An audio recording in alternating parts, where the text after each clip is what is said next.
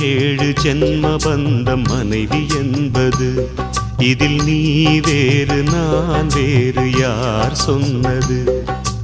கல்யாணமே ஒரு தெய்வீகமே, சம்சாரமே அதன் சந்தோஷமே, ஒரு வானும் நிலவும் பிரிந்து வாழுமா? ஏழேழு ஜென்ம பந்தம் மனைவி என்பது, இதில் நீ வேறு நான் வேறு யார் சொன்னது?